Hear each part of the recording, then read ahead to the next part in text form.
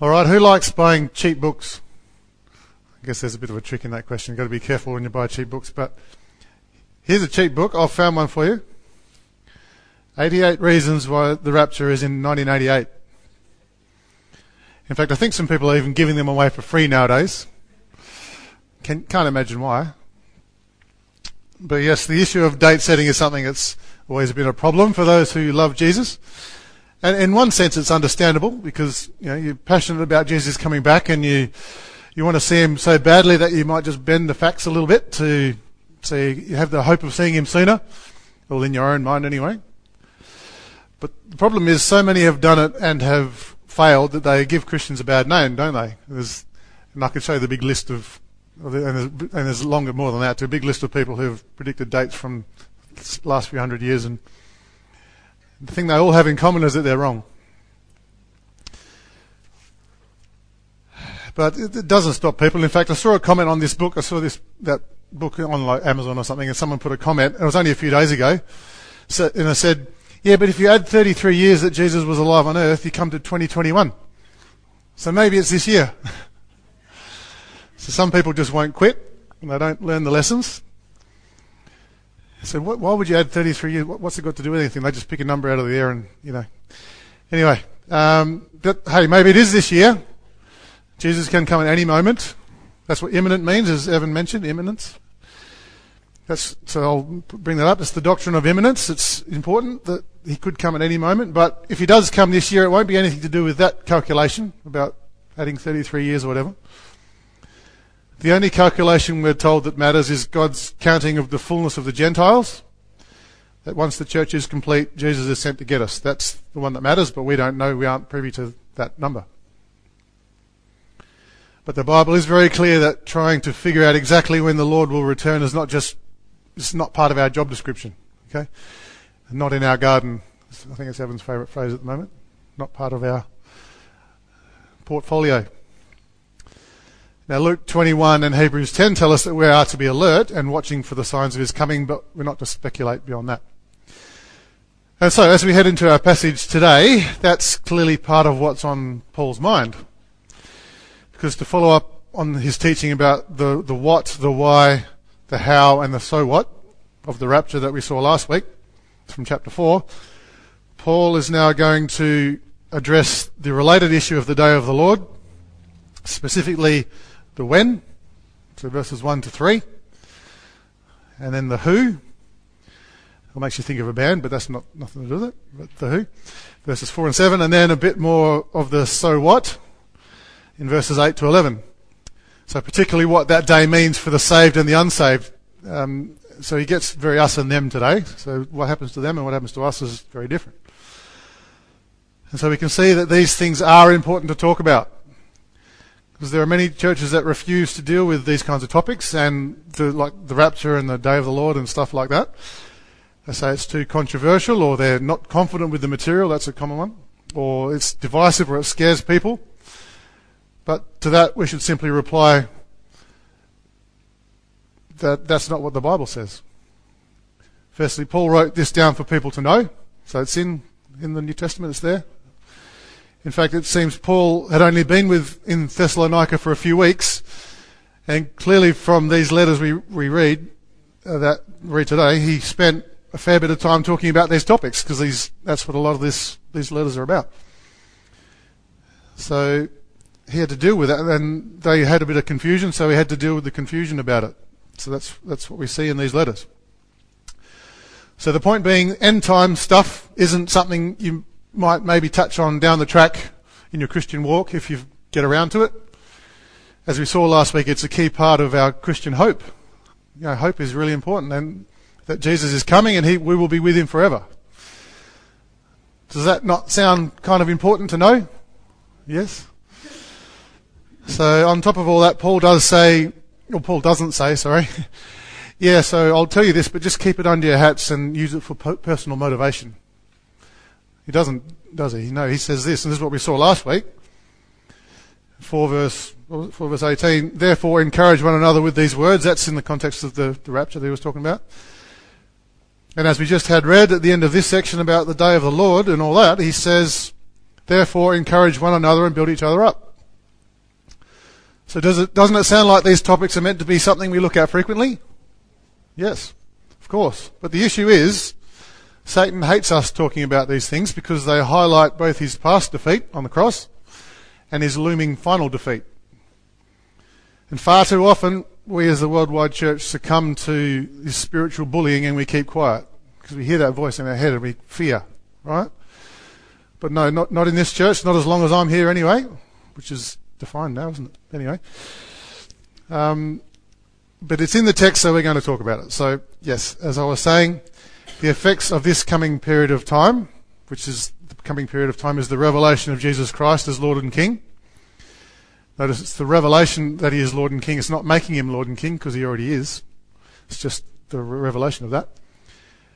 It'll be quite a different effect for the saved compared to the unsaved. And as it turns out, the effects couldn't be more opposite. So we'll get into that a bit today. But at first, Paul starts out by addressing that natural human tendency to want to know the when. Because God made us inquisitive beings, right? We want to know when, and we want to know things. We're scientific beings. But there is a limit to what we need to know. So 1 Thessalonians 5, verse 1. As we just had, now concerning the times and the seasons, brothers, you have no need to have anything written to you. Why not? Well, because he's already taught them that this is not something they need to concern themselves with, the timing. And Jesus said the same thing. For example, Matthew 24:36, in what we call the Olivet Discourse, because he was speaking on the Mount of Olives when he gave it, that's why it's called that. Certainly the Matthew part he was. Matthew 24:36, but concerning that day and hour no one knows, not even the angels of heaven, nor the Son, but the Father only. So notice that he says that at least at that time when he spoke it, not even he knew when he was going to return. He might know now, but he might not, we don't know. But either way, the point is, if Jesus didn't know the date of his arrival at least then why should we be privy to such information? And, by the way, yes, Jesus is speaking in a different context here in Matthew to the Jews about their more national issues, but it's the same period of time that Paul's addressing here in Thessalonians, and I'll talk all about that today. We'll see that. So it's okay, you can use that statement in both places about Jesus saying not to know the day or the hour. But yes, why would God hide that information from us? Because he knows human nature. He knows what we're like. And if we know when he's coming, we'll slack off until just before, and then suddenly we'll try and make up for lost time, right? Is that not how you do it? That's how I do it, probably. Now, I've used a similar example before, but think about this one. So if you're at home and you know your parents could be home at any moment and everything's a mess, you're working very urgently and diligently to get things straightened up, right? Because it could be any minute. You're not sleeping like that guy. Because, they might be here in 5 hours or 10 hours, but what if it's in half an hour? Get ready. So the idea is kind of like that. So we aren't to know when Jesus is coming exactly, so we keep watchful. That's the idea. And this is the precise point that forms the foundation for what Paul says next, verse 2. For you yourselves are fully aware that the day of the Lord will come like a thief in the night. Okay, so there's lots in here. First, let's get a better idea of what Paul means by that term, the day of the Lord. Now, the first thing to note is that it's not always necessarily talking about a specific day. In fact, it's very often not talking about a specific day. It's most often talking about a broad period of time, many years actually. And that shouldn't be a problem for us to grasp, because we often use English like that. For example, you'd say, like, back in my day, which is something I find myself saying a lot more now I have kids. Back in my day, and when I was a teacher, I got a bit of a warm-up before then as well. Just don't do it the same as back when I was young. But what we mean by back in my days, back in my prime, when things were normal, that's how it was. We don't have a single day in mind, do we, when we say that? So that's my point. We have a period of time when things were better. Yeah. Well, not really, but I think we have a bit of rose-coloured glasses, don't we? And so most of the time, the day of the Lord is the same kind of thing. It's an era. specifically an era of God's personal intervention in the running of things on earth. That's kind of the idea of the day of the Lord, that's why it's the Lord's days, because he starts to act and change things in the world. So that's the general definition.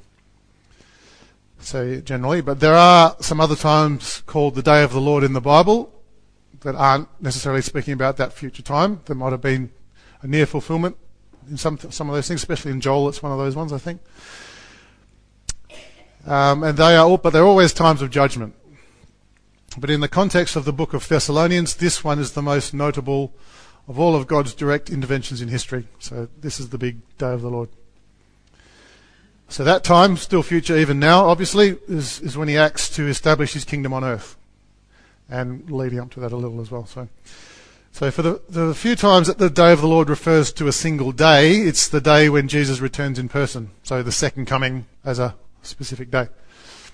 So that's the key day of this period known as the day of the Lord. So to help us with this, if you've got your sheet, you'll see there's a chart there. And you'll notice there's a few blank bits on that chart. Now the other thing is that, hope you can read that okay. That's the biggest I could make it, and I know it's a bit small on your sheet, but so yes, if you can start filling in some of the gaps that are on there if you like as we go through. But it's by a well-respected scholar, John Walvoord, I think you'd say. He's passed away now, but he's a pre-trib guy, but so am I, and so I think he's got it pretty right. Just be aware that some others might place some of these events in different places, but I'll be discussing from how I see it, the best I see it. So we'll go with this one today, since it fits very well with our text. Not surprisingly, I don't think. So, and just note it also, it's definitely not to scale, especially the church age where we are now in the first part there, and the millennium are much longer than shown there in proportion. But that's just so we can fit it all and you can see it. So here's where the second coming fits, okay, which can be considered the literal day of the Lord, a certain day in history. But that's not the usual meaning for the term, for the day of the Lord. Basically, most times, like I said, when you read the phrase in the Bible, you can imagine the writers looking way ahead to the future because the Bible was written and completed a couple of thousand years ago. And he sees a time when God is going to personally act and do something about the sin and rebellion in the world. They're looking forward to that future time when God's going to do something. That's basically the idea. So that event is the day of the Lord. So whether you focus on the day of his arrival specifically or broaden out to the general time of upheaval that is all around that's the kind of thing in the writer's mind. Okay, so that's how the normal way it's approached in the Bible. Okay, so what events can be included when a biblical writer uses the phrase the day of the Lord? Because many get confused when the phrase is used and associated with different prophesied events, because it doesn't always seem to fit together sometimes. Well, firstly, there's not much debate that the day of the Lord includes the 7-ish, just slightly less than 7, 2,520 day tribulation period. Also called the 70th week of Daniel, which is why it's got 70th week up there as well, as we saw in our big picture series last year. And it also includes the second coming of Jesus. That's the one when he comes in judgment. So those two are pretty clear, and I won't defend them too much because I've got lots of other things to talk about. But there are some verses on the screen if you want to track those down to satisfy yourself. So Isaiah 13, 6 to 9, and Obadiah 1:15 for the tribulation. It's talking about that. And then 2 Thessalonians 2 verse 8 and Jeremiah 46:10 for the second coming. And of course we'll get to the 2 Thessalonians one in a few weeks' time in our series. But it would seem that the day of the Lord must also include the rapture. And that is seen in its use here in 1 Thessalonians 5. So in the discussion leading up to this in chapter 4, Paul's clearly talking about the rapture. He talks about being snatched up and all that. And when he uses the term, the day of the Lord as virtually a synonym. So in today's passage where it comes without warning, right? Like a thief in the night. Which, by the way, is why he started using this title, the day of the Lord. In biblical thought, it has long been associated with the destruction of evil. And he's now going to focus on the ungodly for a moment. So it makes sense to start using that term. That's why he's taking this term and using it right there, because he's going to talk about the bad stuff. just for a moment. So if the onset of the day of the Lord is when this terrible time starts, that would logically place the rapture as the event which kicks off the day of the Lord. That's how I believe it. That's what I think it teaches. Now, I do hasten to add again, that's because I've been convinced of a pre-trib position. There are many scholars who see it differently, so that's fine. We can disagree on that if we want to, but I'm happy to discuss it, but not right at the moment, that's all. But wherever you place it, it's clear from our passage today that the rapture is some element of the day of the Lord. Okay, so after the tribulation, Jesus sets up his Davidic kingdom for 1,000 years, which therefore gets the name the millennium. It's a little bit small, isn't it? Anyway. So that will be a time of true peace and security worldwide. We'll see the counterfeit claim in the next verse. But the millennium will genuinely be the greatest era of prosperity and fruitfulness of the current earth that there ever will be. And so we see that this era is included within the definition of the day of the Lord sometimes too. So, for example, Joel in chapter 3 of his book, in the context of the day of the Lord, he says this in verse 18. I'll just bring these up quickly for you. And in that day, so that day, the mountains shall drip sweet wine, and the hills shall flow with milk, and all the stream beds of Judah shall flow with water. And a fountain shall come forth from the house of the Lord. And there are many, many other examples, but time doesn't allow us this morning. But the point is, the day of the Lord includes the millennium. Okay, that perfect, well, nearly perfect time on earth. All right, so when does it end, or does it end, the day of the Lord, or does it just keep going on? Well, here's where the Apostle Peter helps us out. So 2 Peter 3 verse 10, this is what he writes, "But the day of the Lord will come like a thief." Okay, so there's that idea again. "And then the heavens will pass away with a roar, and the heavenly bodies will be burned up and dissolved, and the earth and the works that are done on it will be exposed."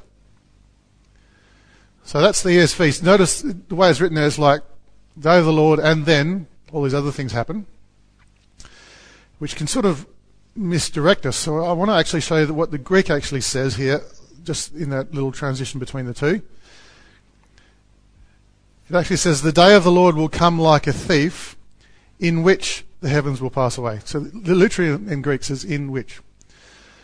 So he specifically places the burning up process by which the new heavens and earth come as part of the day of the Lord, which is around the same time as the great final judgment, which is called the Great White Throne Judgment on our chart there. So that's why I would include all that section, and I agree with Walford there, that you include that whole section there.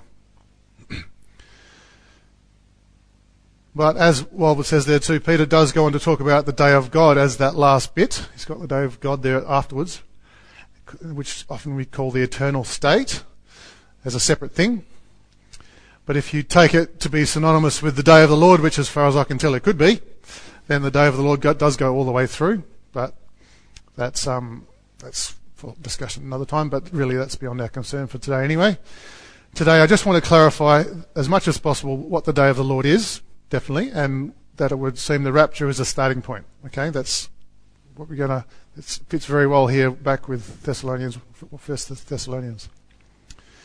So let's go back to that. 1 Thessalonians 5 verse 2. Paul is telling his beloved Thessalonian church that when the day of the Lord hits, it's going to be a rude shock for many people. And so he continues, verse 3. So remember, he's talking about the bad stuff. "While people are saying, there is peace and security, then sudden destruction will come upon them as labour pains come upon a pregnant woman, and they will not escape." Now, you don't hear too many sermons on this, do you? But it's really important to know. If you're not within the arms of Jesus Christ when this hits, it's going to be pretty nasty for you. And that imagery of this time of God's judgment being likened to labour pains and childbirth is a very common one in the Bible. So there's a few lists. I'll show you this list today.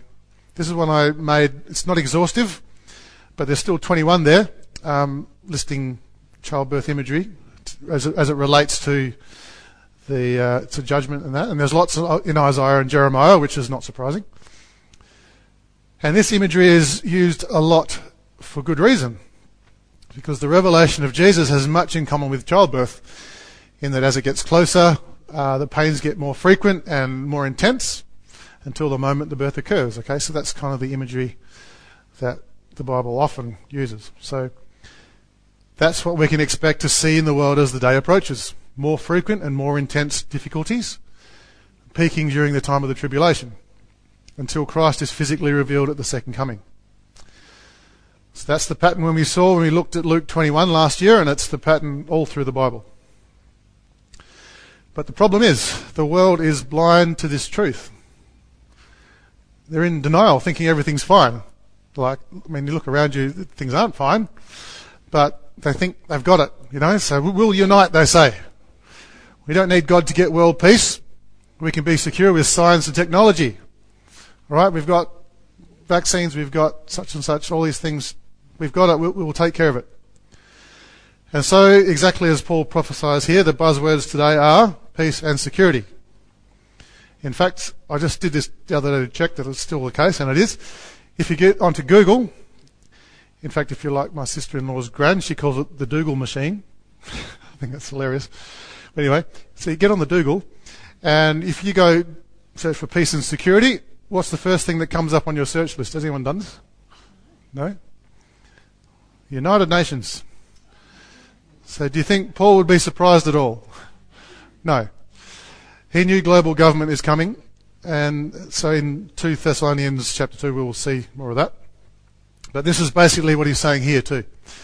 The general idea in the world is that the time of the day of the Lord will be one of self-importance and false bravado in the world, saying we can do it ourselves. Yes we can and all that. But what's coming to them? Sudden destruction. But notice this point too. Notice the pronoun has switched from the plural you, and you guys basically, or yous if you want to use that, to them and they, right? So it says them and they. So Paul has in mind two groups of people here. Who are they?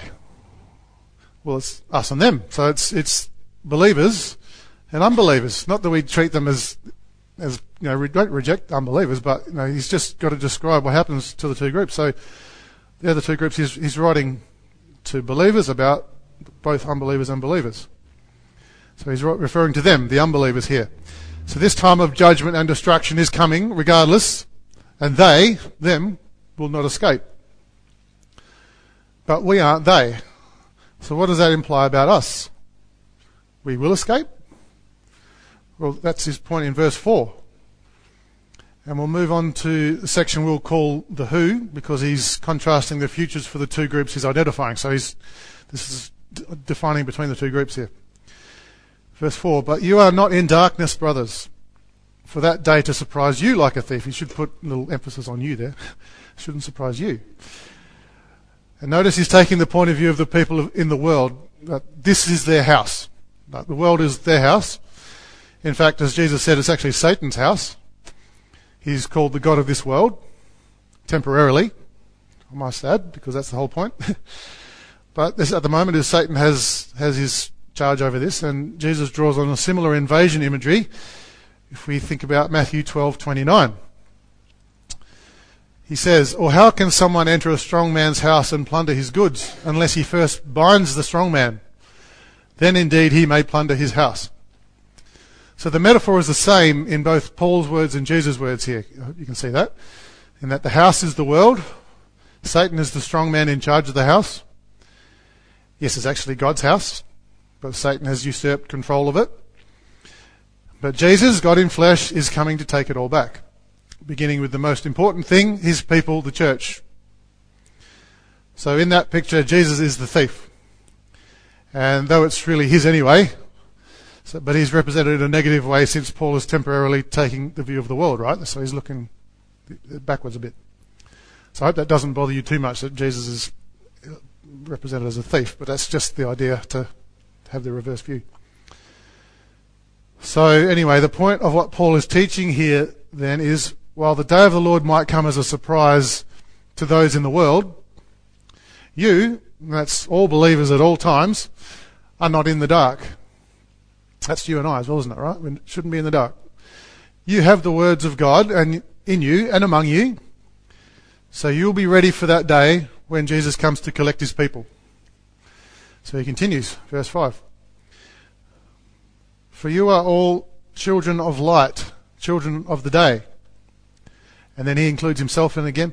We are not of the night or of the darkness. Now, to say someone is a child of something is to say that they are characterized by that thing, right, or that concept. So in a similar way to how someone who is a father of something is the originator of it, like Satan is called the father of what? Lies? Yep, father of lies. Jesus calls him that. So he was the original liar. So if a person is a child or son of lies, that person is characterized by lying, right? And follows the pattern and style of the father of lies. So that's father-son imagery there. But if we are children of the light, we should be characterized by light. And the ideas that come with that are obviously brightness and openness and truth and honesty and life. You know, light brings life. And all those things that light promotes, that's what we should be characterized by. So, what is Paul saying then? That we need to be ready for that time when the thief comes, and we'll have to trust his protection. But will we have to trust his protection in the midst of the sudden destruction because we have to live through it? Because that's the belief of many, that they won't go before it. Well, he answers that actually in verse 9, and we'll get there shortly. But for now, just let's keep in mind that we are children of the day, right? Not the night. Which means we should definitely be more awake than asleep. Because that's what daytime's about, wake. Nighttime's about sleep. And yes, we live in a town with lots of FIFO and shift workers, so it's not always like that in our time and place. But still, that's the understanding behind the next verse. Okay, so verse 6. So then, let us not sleep as others do, but let us keep awake and be sober. Now, I just need to get to the bottom of something here because it can be confusing. The words for awake and asleep used here in chapter 5 are different Greek words to those translated awake and asleep in chapter 4. Okay? Because, back there is actually referring to physical life and death. Remember, those who are asleep will be still taken to be with him. That's a different kind of asleep. Because that's a death kind of thing. It's a different word in Greek. Awake in chapter 5 is more the idea of being watchful and alert. That's the Greek word really means that. It means to be watchful and alert. And asleep has to do with being drowsy and inattentive. Even lazy, perhaps, just not paying attention. So they're more fitted to the context, obviously, in chapter 5, those kind of words. So he's basically saying, since we are, through faith in Jesus, now children of the kingdom of light, let's live like it. That's what he's saying. Let's be awake. Let's pay attention. Let's not slack off and be lazy and forget to listen to God. Rather, we need to be watchful and active in doing God's work and spiritually ready for when the day comes. The capital D day, the day. Because Jesus didn't Jesus say that we must be careful to watch for that day? He said that other times, or this is Paul saying it, back at other times Jesus said it, to be watchful. And here are just two examples from Luke 21. I could go to lots more, but we'll just do these ones. Verse 34. But watch yourselves, lest your hearts be weighed down with dissipation and drunkenness and cares of this life, and that day come upon you suddenly like a trap. Like the guy staying at home not being ready when his parents turn up and he gets in trouble. You know. And also back a few verses in verse 28. Now when these things, when he's talking about that, that's the things leading up to the day of the Lord, that's the context there. When they begin to take place, straighten up and raise your heads, because your redemption is drawing near. Okay, so when you see these things happen, you start to go, oh, it's coming any time. So clearly watchfulness is better than carelessness. I think that's general rule anyway, but yeah. So as is being sober. Now that's not really to do with being drunk as such, although it's certainly consistent with the idea of being sober. But its core meaning centers around words like dispassionate, calm, circumspect, or prudent, unflustered, words like that. That's sort of the words that gather around that kind of word. And it must be important because Paul says it again 2 verses later, but first we'll get to verse 7. For those who sleep at night, and those who get drunk are drunk at night. So there's that association. Laziness and indifference about the return of Jesus is part of the fruits of the realm of darkness. Sleepiness, nighttime. Satan loves to keep us all comfortable and lazy and distracted and, asleep. But no, we need to be, that word again, sober, verse 8. As Paul closes off this section by describing how we should behave in light of what he's just said. So we're in that last bit. But since we belong to the day, let us be sober, having put on the breastplate of faith and love, and for a helmet the hope of salvation. Now, see that faith, hope and love together again? But notice the order is the same as earlier on in the book. Faith, love and hope.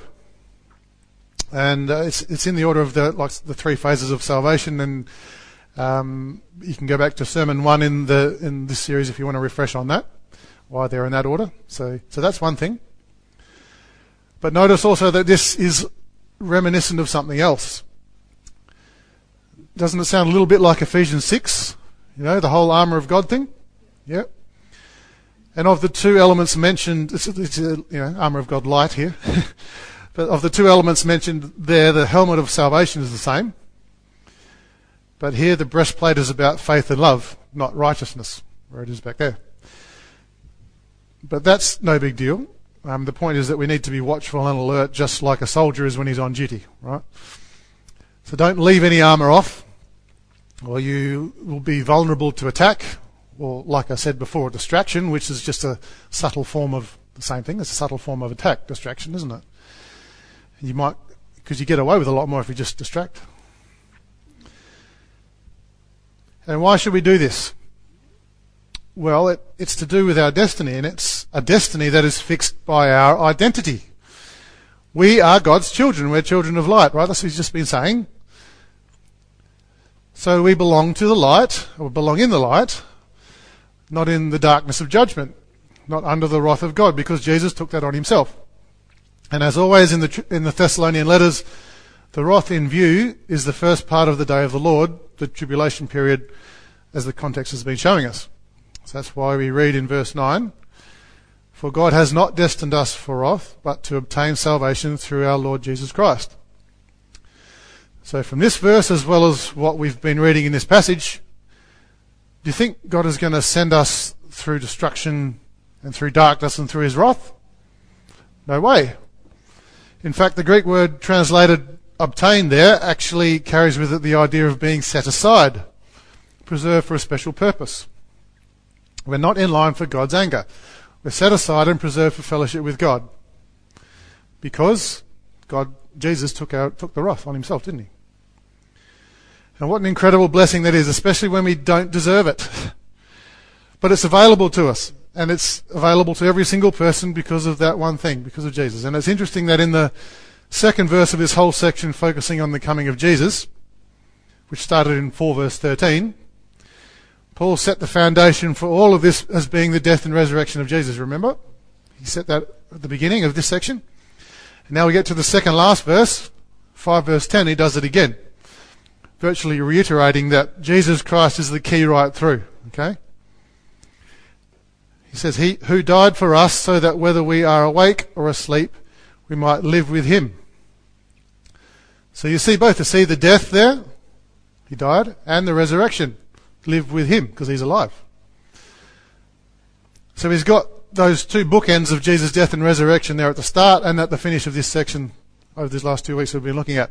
So it's kind of bracketing, really undergirding the whole argument.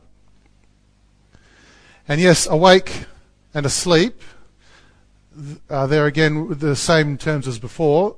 Awake meaning watchful, remember, and asleep meaning careless. That's what it means in this chapter. So that means this is a kind of anti-partial rapture verse, actually. So for those who aren't familiar, when we talked about that, the partial rapture idea is that only those believers who are behaving themselves at the time of the rapture are taken, and the other naughty believers have to stay behind and get at least some of God's wrath. But this verse argues pretty strongly against that. I hope you can see that. Now, whether you are watchful or careless, because that's what those words mean, remember? If you are regenerated by the Spirit of God, by faith in Jesus, you are His and He will welcome you home. So there's that aspect as well. But interestingly, it's also true that if you take awake and asleep the other way, so physical life and death, it still works. So no matter if you are living or if you've died by the time He comes, you will still be caught up with Him in the clouds. Which is what this whole section ultimately was answering, wasn't it? It was the question that prompted him to write about this.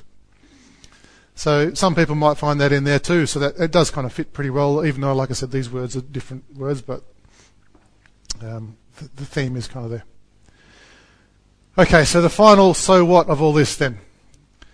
Now, I find this a pretty reassuring passage, so I hope you do too.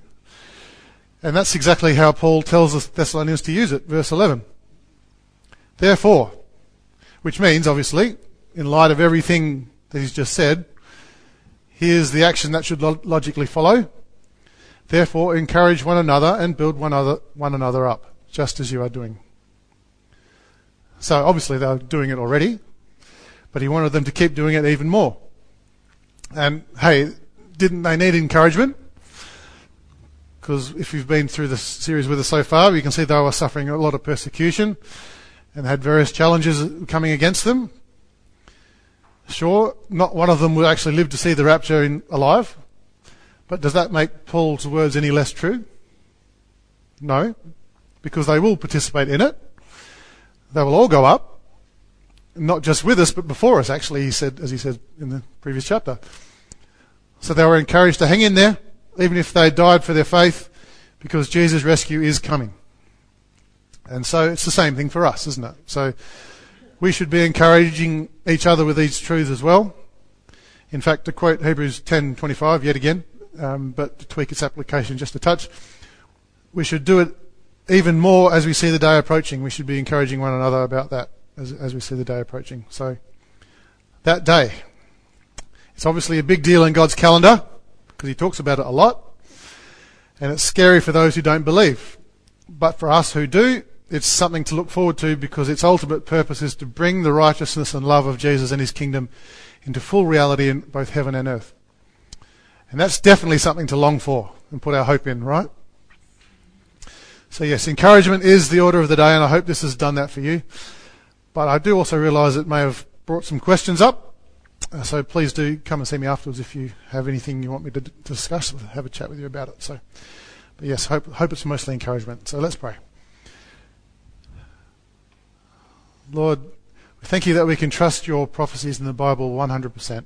We know that what you say you will do, even if it's not in the time that we want sometimes, or we think it's taking a bit long, or if it's going to be sooner than we think and we're not ready. Lord, just thank you that we can trust you. So please, Lord, help us to pay attention, to be alert, and encourage one another with these words.